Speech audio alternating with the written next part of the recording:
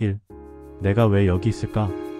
무대 위에서 조명이 저를 따라올 때마다 사람들은 환호했고 저는 미소를 지었습니다. 그런데 이상하죠? 그 수천 개의 플래시가 꺼진 뒤 제 안엔 아무것도 남지 않았습니다. 지금은 이름도 모를 시골 교회에서 오래된 반주기에 조용히 손을 얹고 있습니다. 박수도 조명도 없습니다. 예배당엔 몇 명의 성도뿐이고 찬송가는 마이크도 없이 울립니다. 한때 스타였던 내가 왜 여기 있을까? 처음엔 저도 물었습니다. 그리고 여러분도 궁금하실 겁니다. 대체 무슨 일이 있었던 걸까? 그 시절 저는 잘 나갔습니다. 광고 음반 방송. 하루에 두세 개 스케줄은 기본이었고 어디를 가든 VIP 대우였습니다. 비행기 티켓은 항상 비즈니스, 공항에선 팬들이 꽃다발을 들고 기다리고 있었죠. 기자들은 매주 제 기사를 썼고 실시간 검색어에서 제 이름이 빠지는 날이 없었습니다. 그런 제가 왜 무대가 아닌 교회 반주석에 앉게 되었는지 오늘 그 이야기를 하려 합니다. 이건 단지 연예인 은퇴 이야기가 아닙니다. 하나님의 부르심 앞에 내가 어떻게 무너졌고 어떻게 다시 일어섰는지에 대한 고백입니다. 혹시 지금 화려하지만 공허한 자리에 서 있는 분이 있다면 제 이야기가 당신에게 조용한 위로가 되길 바랍니다. 이상한 기도 제목. 그때 저는 모든 걸 가지고 있었습니다. 돈, 명성, 팬, 무대, 영향력. 어릴 적부터 바라던 것들이 현실이 되었고 제 인생은 누가 봐도 성공이었습니다. 그런데 어느 날부터인가 그 모든 것이 너무 버겁게 느껴졌습니다. 웃는 게 힘들었고 멘트 하나 던지는 게 지쳤습니다. 말하자면 이게 다인가? 하는 질문이 자꾸 마음에 맴돌았습니다. 공연 전 대기실에서 혼자 있을 때면 괜히 피아노 앞에 앉았습니다.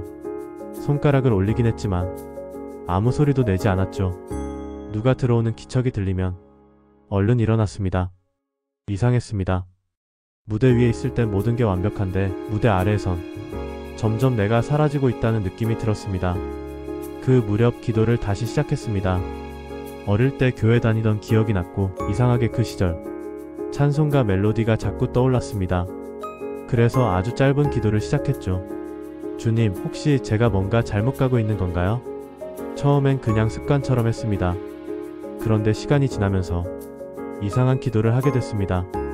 주님, 제가 다른 길로 가야 한다면 알려주세요. 그 기도가 입 밖으로 나온 날 심장이 덜컥했습니다. 너무 오래 숨겨뒀던 기도가 무의식처럼 튀어나온 느낌이었거든요. 그날 밤은 잠이 오지 않았습니다. 팬카페의 환호, 광고 출연료, 무대 조명, 그런 것들이 한순간에 너무 시끄럽게 느껴졌습니다. 그날부터 저는 뭔가 바뀌고 있다는 걸 느꼈습니다. 아주 조용히, 아주 은밀하게 하나님의 손이 제 마음을 두드리고 있었습니다. 3. 내려놓음. 그때부터 모든 무대가 낯설어졌습니다. 환호는 여전했지만 그 소리가 점점 멀게 들렸습니다.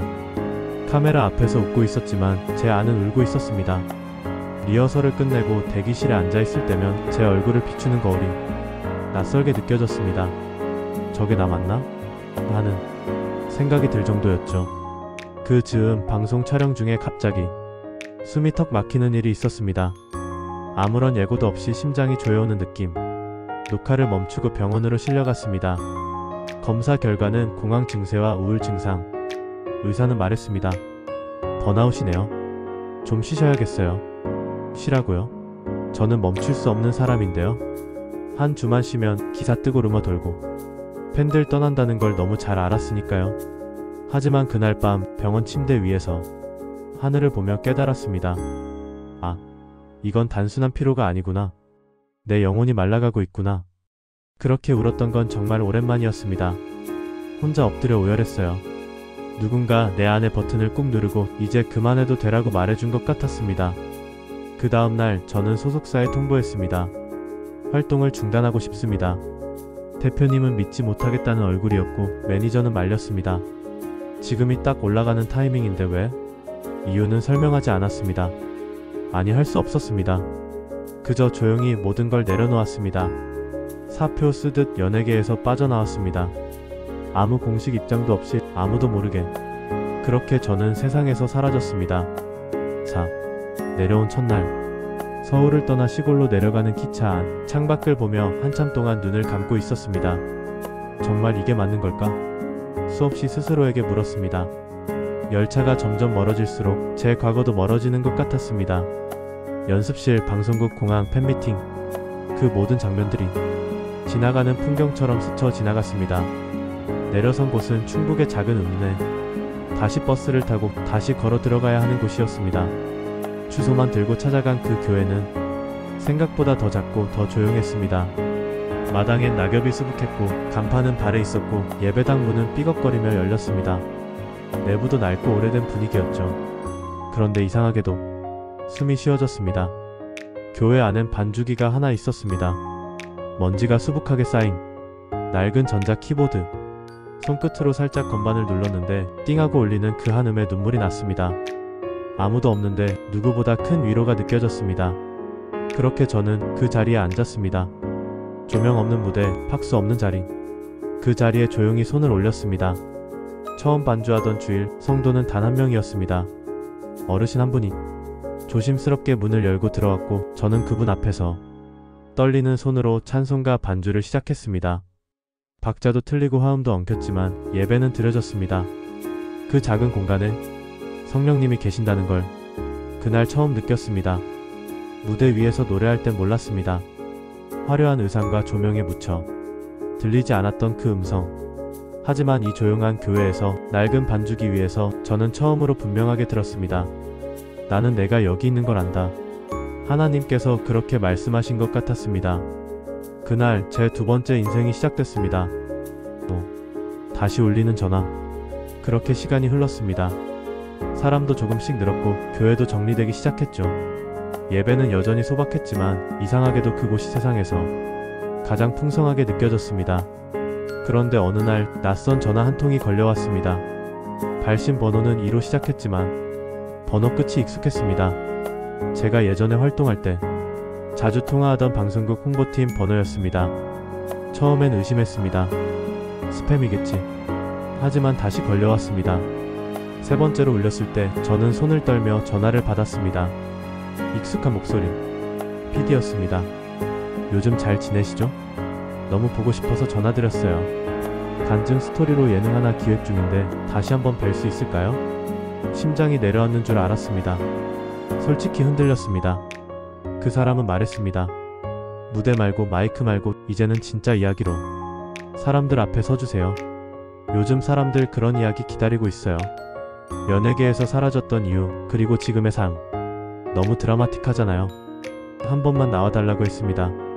간증 예능, 좋은 취지, 신앙의 나눔. 그렇게 포장된 제안이었습니다. 머릿속이 복잡해졌습니다. 무대에 대한 그리움이 남아있었는지도 모릅니다. 다시 조명을 받는 일, 다시 이름이 불리는 일.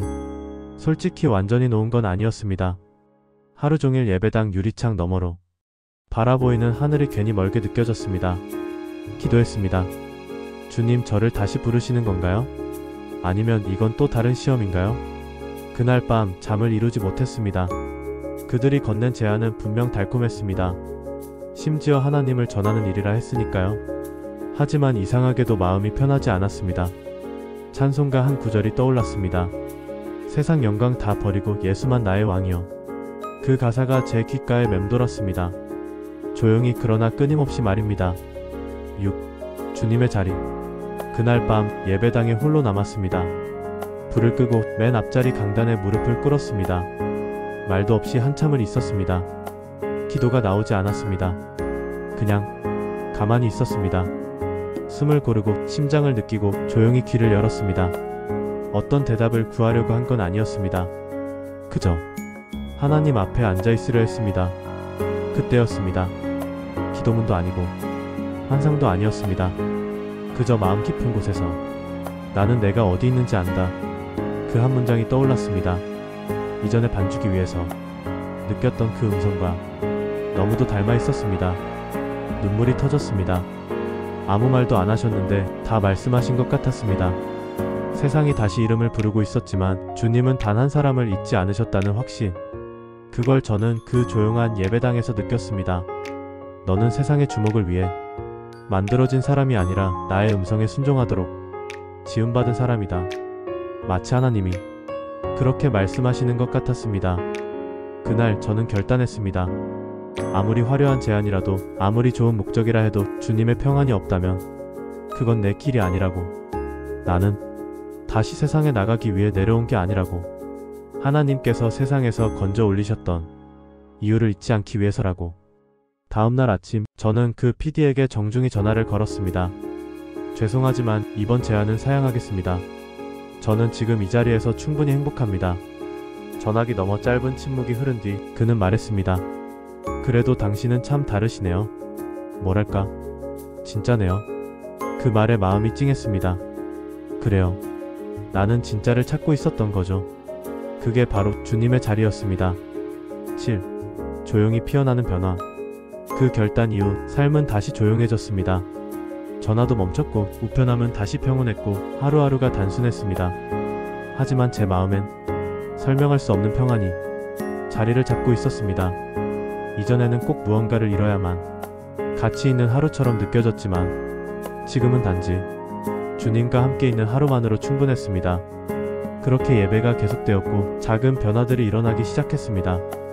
어느 주일 아침 낯선 부부가 문을 열고 들어왔습니다. 멀리서 이사를 왔다며 예배를 드릴 수 있는 교회를 찾다가 우연히 이곳을 알게 되었다고 했습니다. 그 다음 주엔 마을에서 소외되어 지내던 한 할아버지가 혼자 조심스레 앉았습니다. 그 다음엔 말없이 앉기만 하던 한 여성이 예배 후에 다가와 말했습니다.